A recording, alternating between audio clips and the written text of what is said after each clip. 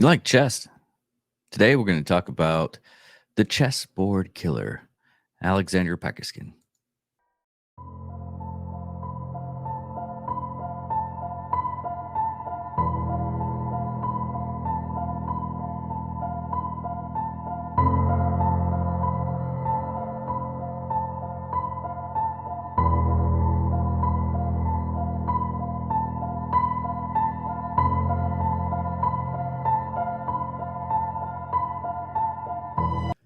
We here at Angry Me Production want to thank our sponsor, Mobile Notary Mindy. She's certified with the National Notary Association. She's also bonded and E&O insured. She offers a wide range of services including wills, powers of attorney, medical documents, healthcare proxies, living wills, certification of trust, assignment of personal property, HIPAA waivers, advanced healthcare directives, and 99 verification. You can find her on Facebook, TikTok, and Instagram at Mobile Notary Mindy.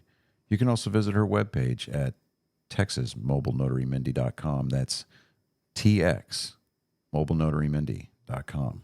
Thank you so much and enjoy the show. Ladies and gentlemen of all ages, boys and girls, thank you for tuning in to yet another episode of Angry Me Production.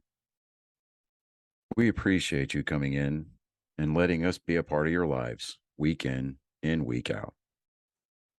We hope to do our best to present you with something that your eardrums delight in. Whether you're looking at us on YouTube or Rumble, or listening to us on Spotify, Google, or Anchor, or any of the other podcast services that we are currently on or trying to get on, we thank you. And if you don't mind, at the end of every episode, stop by, leave us a comment, leave us a like. If it asks for 5 stars, we'll take 5 stars, even if you don't like us. 5 stars are what it's all about. With that being said, we hope you enjoy our attempt to make our advocation our vocation. Ladies and gentlemen, let the games begin. Welcome, Angry Faithful. Today, yes, we are going to talk. We're going to go to Russia this time, and we're going to talk about Alexander Pichushkin. It's Russian, so I don't know. So let's go ahead. This is going to be one of those Stephen Hawking ones because a lot of the stuff in here, yeah, it's in Russian. So Alexander Pichushkin was born on April 9th, 1974 in Mystic, Stephen. We're just going to Stephen Hawking all these words. Stephen Hawking, still from the grave. He's giving us his words of wisdom. Pichushkin. Moscow Oblast, Russian SF, Soviet Union.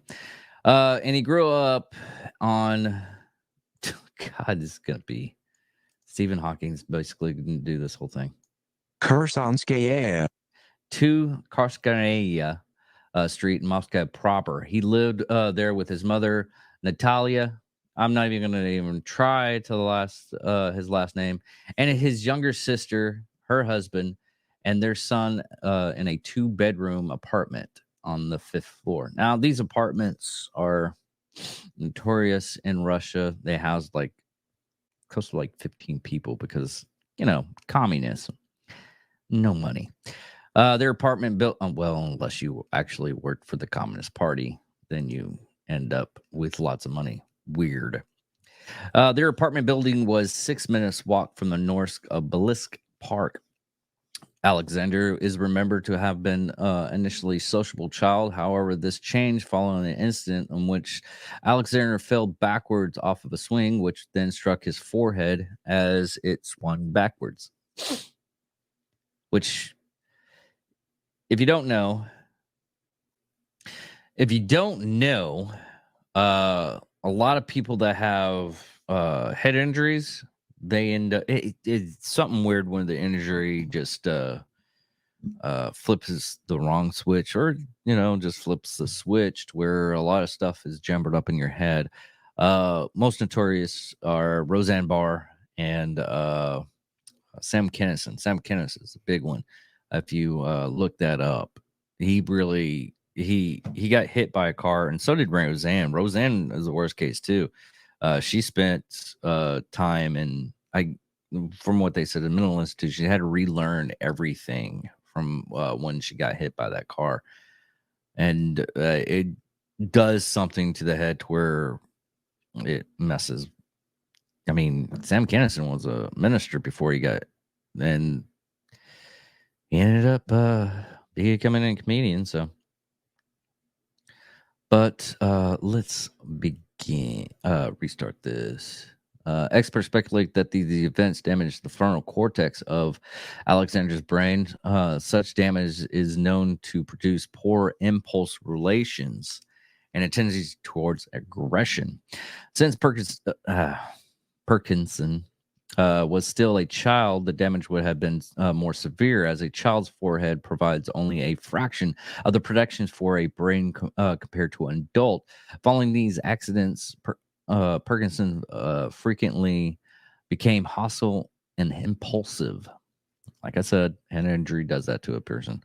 Due to his behavior, Alexander's mother decided to transfer him to a mainstream school.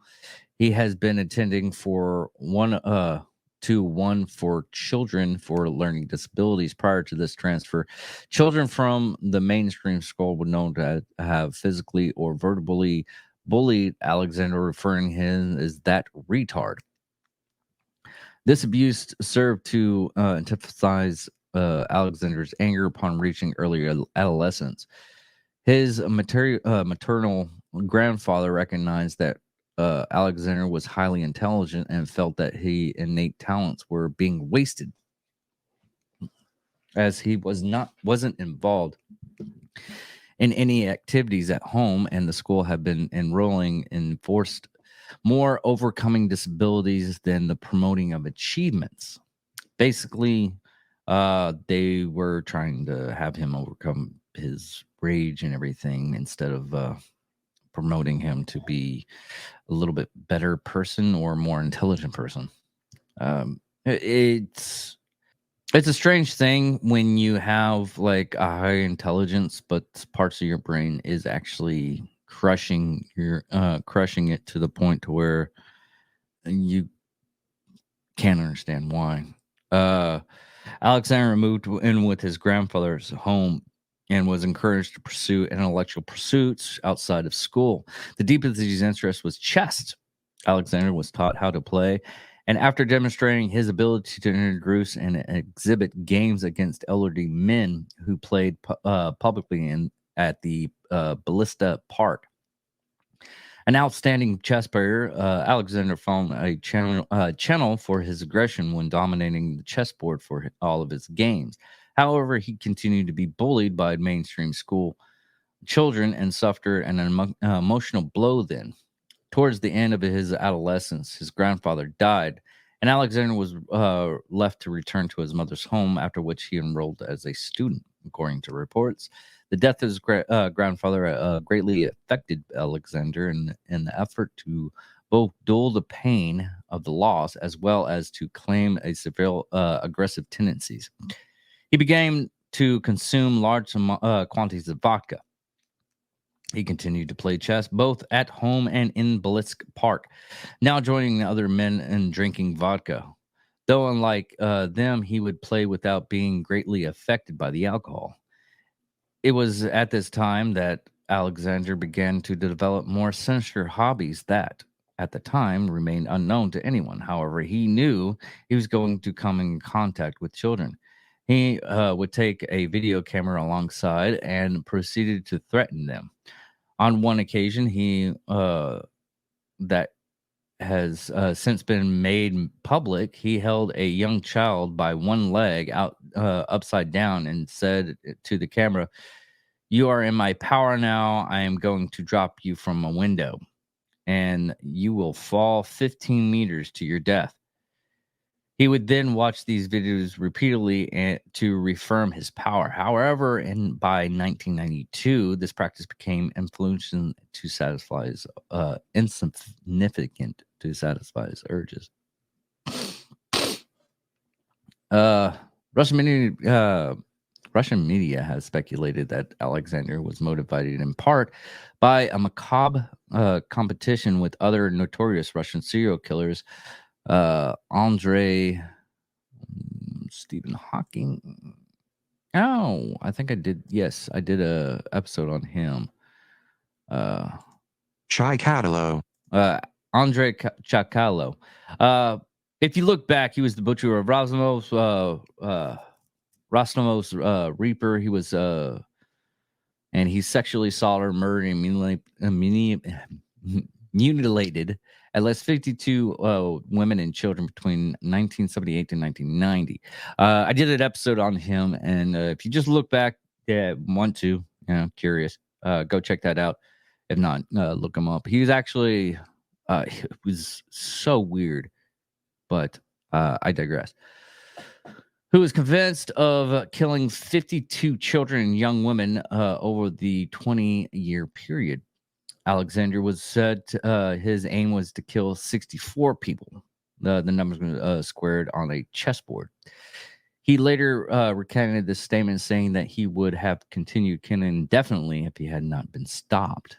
Now, his first victim, Alexander's first murder occurred in July 27th, 1992, when he was at the age of 18. Alexander arranged to meet with his classmate, Mikhail Oltuch. I wonder if I got that right. Hold on. Oltuch. In Bolstead Park to joint hatch a plan to kill 64 people. However, when they had arrived at the meeting point, Mikhail challenged his mind and told Alexander that he would no longer wanted to take part in the action. Feeling teased by his best friend, Alexander strangled him and threw his body in a sewer entrance at Bolstead Park. Then returned to his mother's apartment a short distance away. The body was never found. After Mikhail's disappearance, Moscow's police opened an investigation. Witness testimony provided the piece that stated that Mikhail had been last seen with Alexander walking in the direction of the park. Alexander was arrested at his mother's home on July 30th and taken to Moscow's police station for questioning. When asked about the schedule of the day of Mikhail's disappearance, Alexander confirmed having met with Mikhail, but claimed that he left unharmed in the park. With no evidence trying him to the disappearance, Alexander was released. Alexander ceased killing for several years until 1996, when Russian placed a memorial on the death penalty. What? Oh, a delay on death penalty. This resigns Alexander's killing. The sewer period.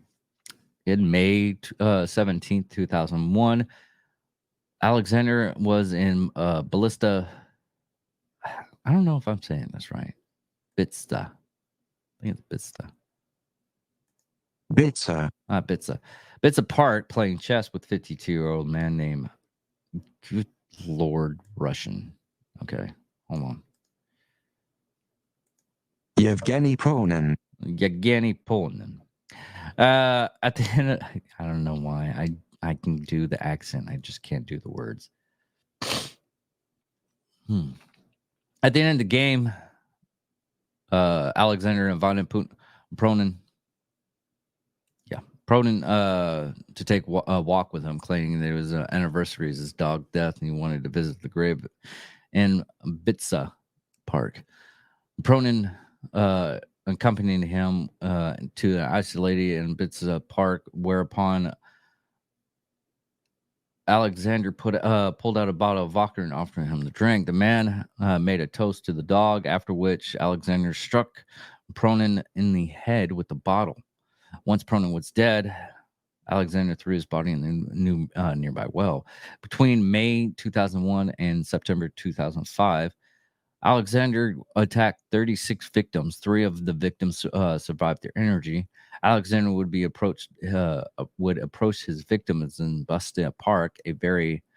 Majority of them elderly, homeless people, offered them a share of vodka and then killed him, typically by shaking the back of their skull with a striking the back of the skull with a hammer or a bottle. Although he was also alleged to have pushed his victims into the Suez Canal to drown. Occasionally, he would then sign the corpse by impaling the victim's skull with a stick or or an empty vodka bottle.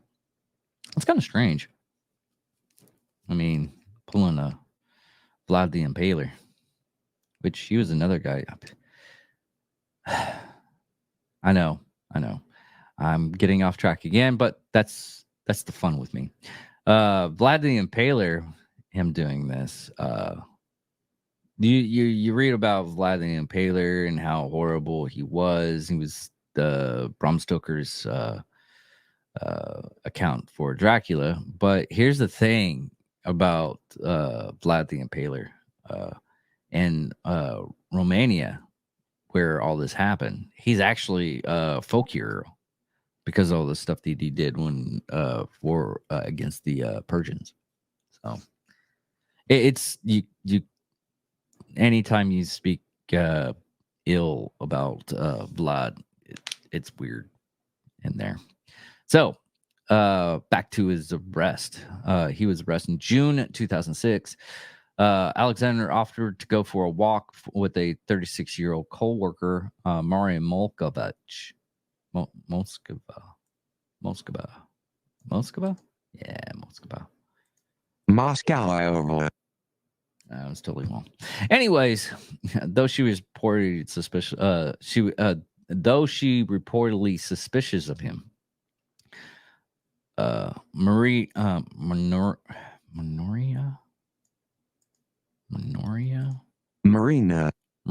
Oh, okay, so I had her out. Maria agreed to go before. Okay, let's backtrack. Though she was reportedly suspicious of him, Maria agreed to go. Before she left, she wrote a note to her son, letting him know that she was with Alexander and left the phone number. Alexander was aware of the note, but was unhindered. Maria's body was discovered in Blitz Park in June 14th, 2006, completed with Alexander's trademark injuries. The Moscow Metro ticket found in her possession led the authorities to review surveillance tapes footage from the Metro system, where she had been filmed just hours before her death, walking onto the platform accompanied from Alexander. Once apprehended, Alexander led police officers to the scene of many of his crimes in Blista Park and demonstrated a keen recollection of how the murders were committed. He was filmed reenacting his crimes in great detail, a process which is a regular part of Russia's criminal investigation. Which, that's actually pretty intelligent with that. I mean, if they're actually going with the whole details of where everything is and what's happening, and they're basically making the thing a little bit easier for I guess they have judges. I'm hoping they have judges. Moscow, so. Alexander also revealed that some of the murders he had committed were not done using his preferred method, hammer blows to the back of the head, but by throwing his victims down to the sewer lines beneath the Blista Park. Although one of his victims did survive the ordeal, Alexander claimed that deciding whether his victims should live or die made him feel like a god. In all cases, I killed for only one reason. I was a killer. I killed in order to live, because when you kill, you want to live, he once said. For me, life without murder is like life without food for you. I felt like the father of all these people, since it was me who opened the door for them to the other world. Yeah, weird. Alexander was convicted on October 24th, 2007 for 49 murders and attempted murders. He asked Russian courts to add an additional 7 victims to his body count, bringing the claim to a total of 60 and 3 surviving victims. During his trial, Alexander was housed in a glass cage for his own protection. Upon conviction, Judge Vladimir Usov, Stephen Hawking, come on. Yusov. Sentenced Alexander to life imprisonment. With first 15 years spent in solitary confinement, Alexander pleaded his sentence, claiming it was too harsh for asking for a reduced sentence, reduction to 25 years. As of 2017, Alexander spent his day in solitary confinement in an Arctic penal colony, the Polar Owl, which federal government institution, penal colony number 18 of Federal Penitentiary Services of Russia, and Ukomnet Anonymous Orgus, commonly known as the Polar Owl, is a Russian prison located on the banks of Sab River near Polar Yorsa in Krupt urban type settlement. So, anyways, that's about it for the chessboard killer. Now, letting everybody know we're gonna try some different stuff. It's nothing gonna be like change, but next week, me and the crew going NASCAR. So, check us out. We're gonna try to do a couple of episodes there, probably afterwards, and we're gonna have fun. And everybody, thank you all for listening. Thank you all for watching. Goodbye.